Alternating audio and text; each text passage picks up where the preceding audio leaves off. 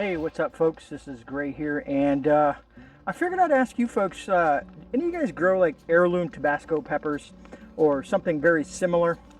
I'm trying to figure out like what some of you folks do with these peppers, you know what I mean?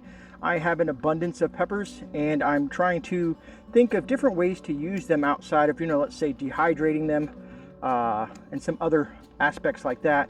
It's just I have a ton of them, and I've been trying to think, you know what, let me just ask my viewers in regards to what they do with their peppers and whatnot. So I figured while I'm sitting there harvesting hundreds and hundreds, it seems like all these Tabasco peppers, I'd ask you folks, what do you do? And of course it's starting to rain on me and whatnot, so I figure I got to wrap this up and not be too long on that. So kind of a quick short video in regards to Tabasco peppers, and these are the heirloom variety. What do you guys think? What should I do with them? Drop them down in the comments and let me know what kind of recipes you guys use these things in. Do you can them? Do you pickle them?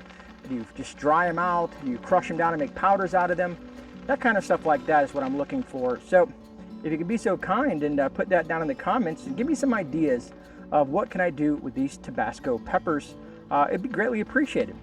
So I'm going to sit here and try to beat the rain and continue harvesting these peppers, and if I can get them all done, I will show you guys, the haul pretty much of all the peppers. But it's starting to come down hard now. So usually a lot of you folks have been following me for quite some time know that whenever Gray's in the garden, it usually starts to rain. That's how I bring rain to Florida.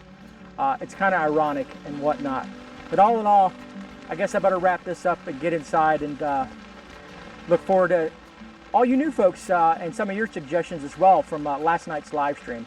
So folks, this is GreyMan. I'm out. I'll see you guys in a rebound. God bless and stay safe.